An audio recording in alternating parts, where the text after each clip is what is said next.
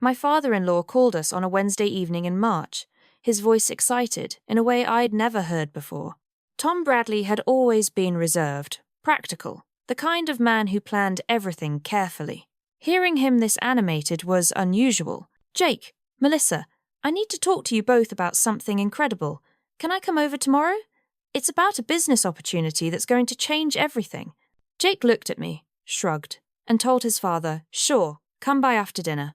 I'm Melissa Bradley, 31 years old, and I work as a physical therapist at a rehabilitation center in Phoenix, Arizona. I'd been married to Jake for 5 years, and in that time, I'd developed a complicated relationship with his father.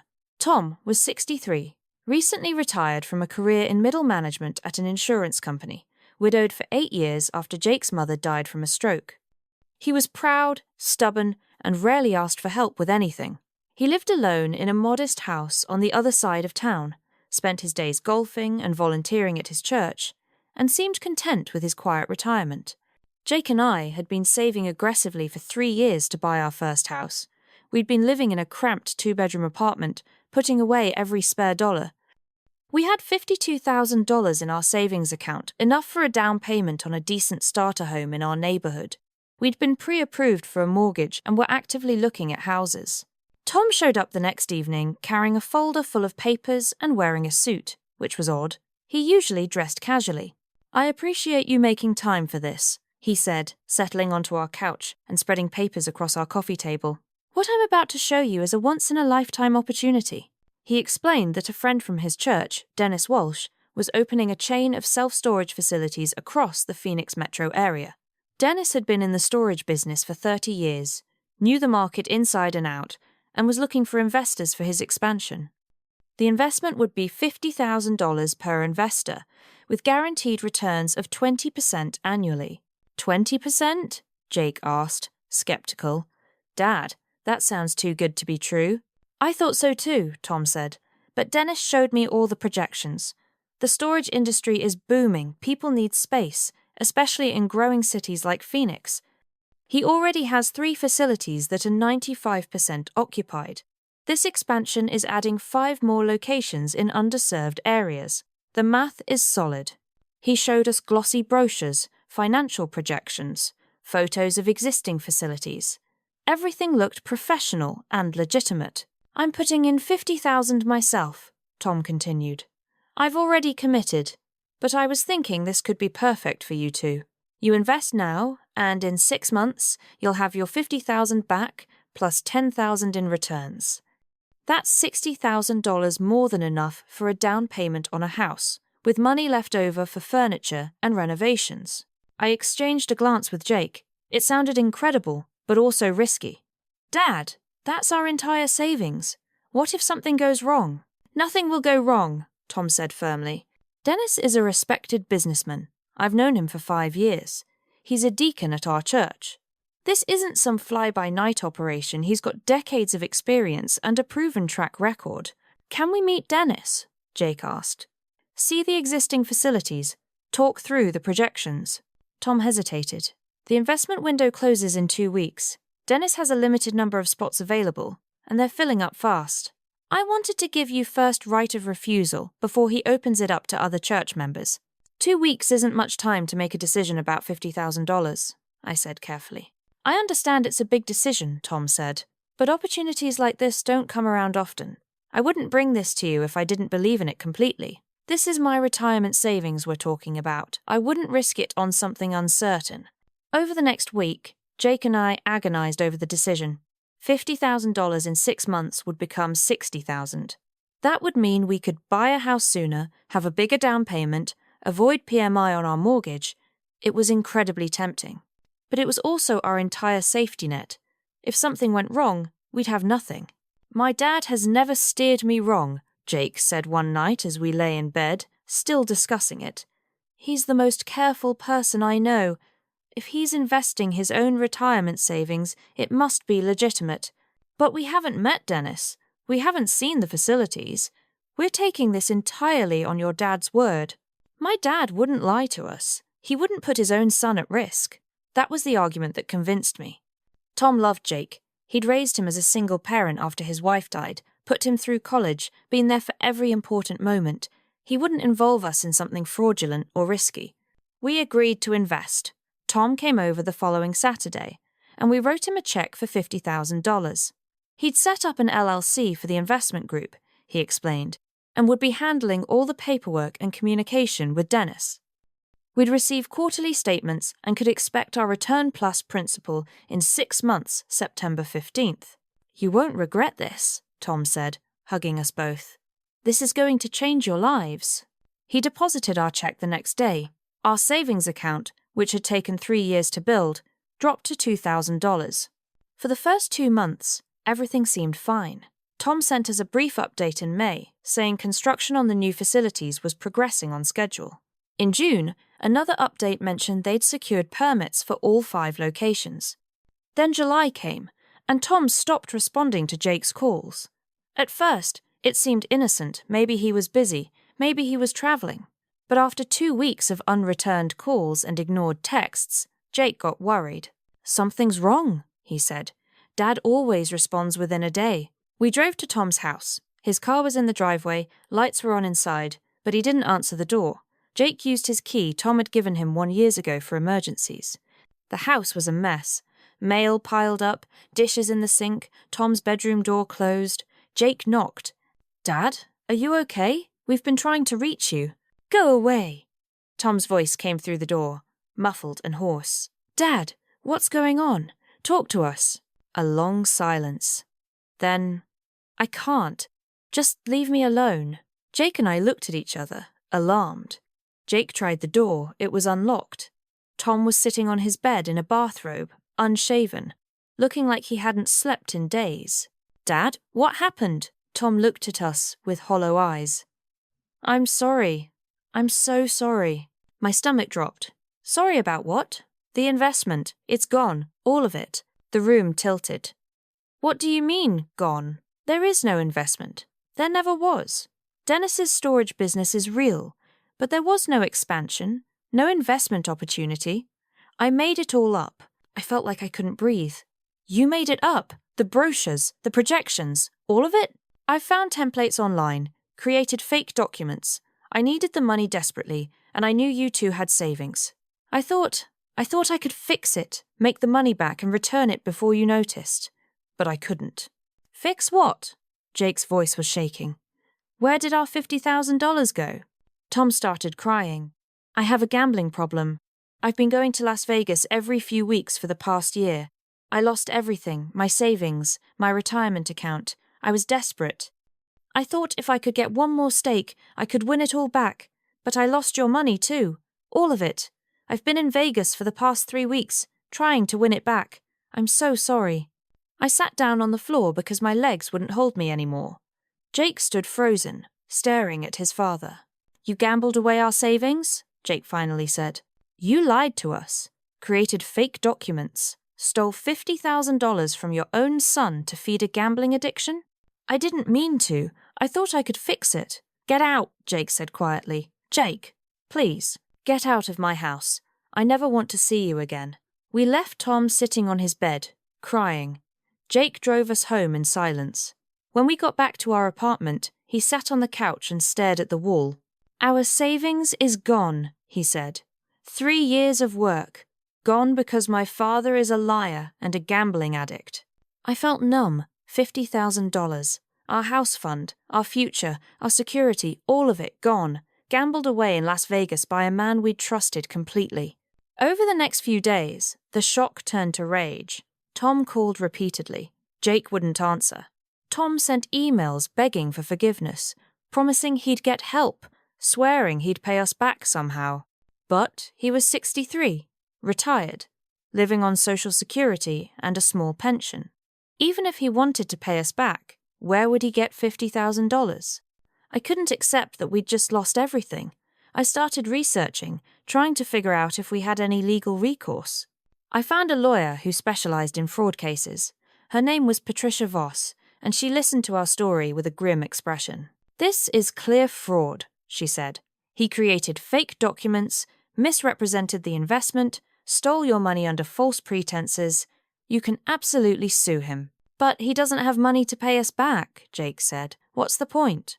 He has a pension and Social Security income. If you win a judgment, the court can garnish those payments until the debt is paid. It'll take years, but you'll get your money back eventually. It was better than nothing.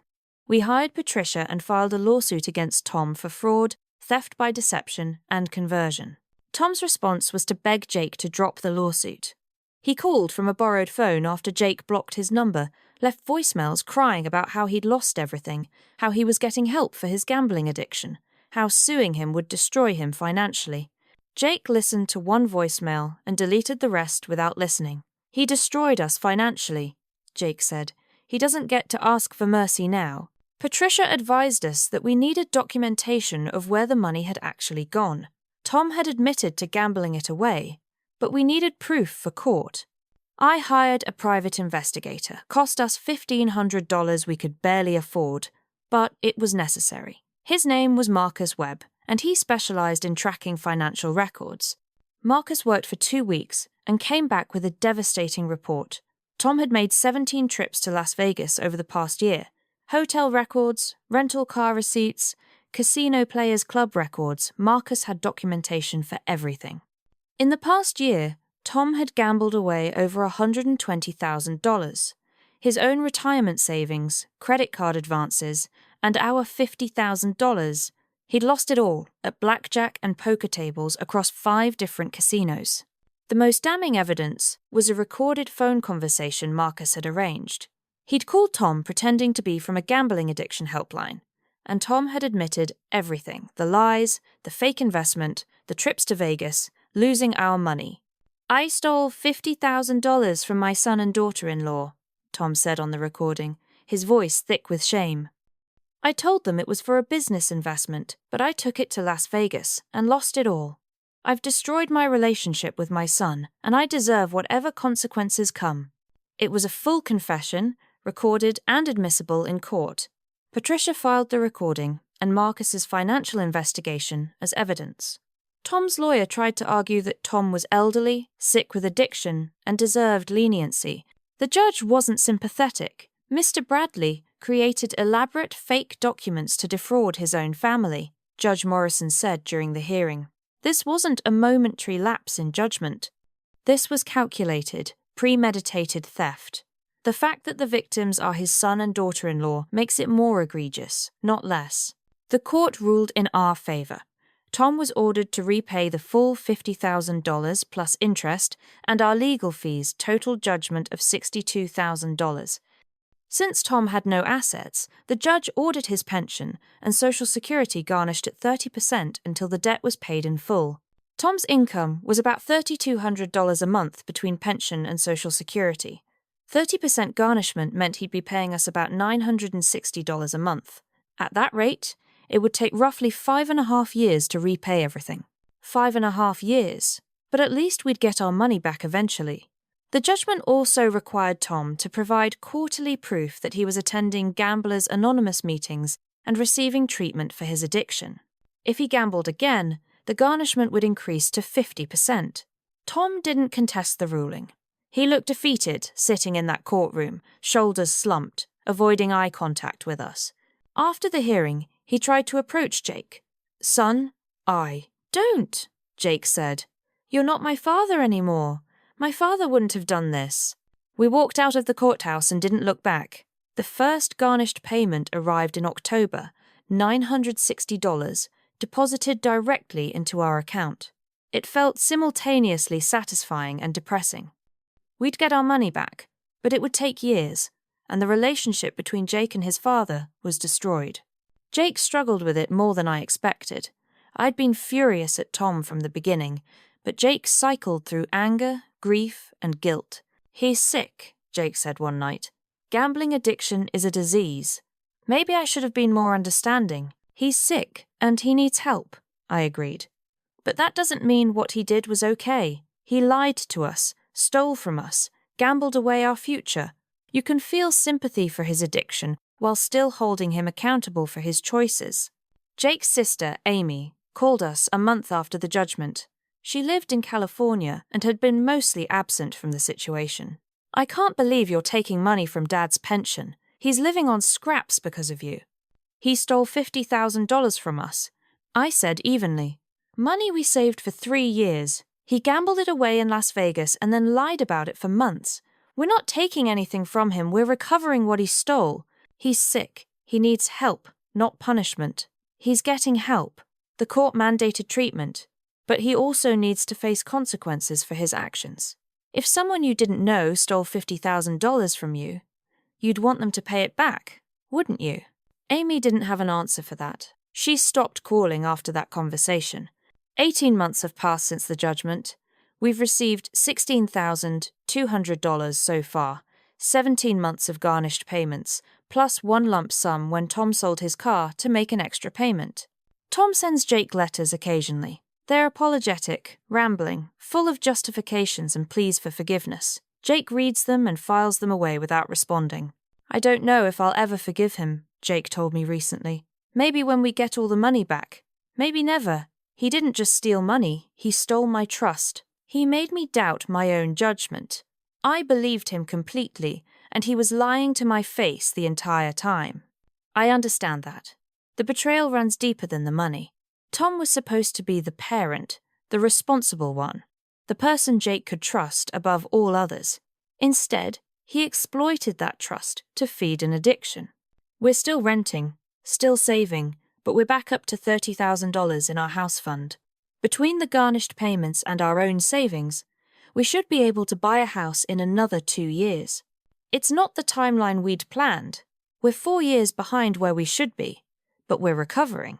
Tom is apparently still attending GA meetings and hasn't gambled again, according to the quarterly reports his lawyer submits. His sister told Amy that he's living in a small apartment now, struggling financially with the garnishment, but managing. I don't feel bad about that. He created this situation. He chose to gamble, chose to lie, chose to steal from his own son. The consequences are appropriate. Jake's relationship with his father may never recover. Tom missed our 4th anniversary, missed Jake's promotion at work, will likely miss our eventual house purchase. He's been cut out of the milestones and moments he would have been part of if he hadn't betrayed us. That's the real cost of his addiction and his choices. Not just the money, but the relationships, the trust, the place in his son's life. Last month, Tom's lawyer contacted Patricia, asking if we'd consider reducing the garnishment amount. Tom's health had declined. He was struggling to afford his medications with the reduced income, and they were requesting we show mercy. Patricia forwarded the request to us. Jake read it and shook his head. He didn't show us mercy when he gambled away our savings.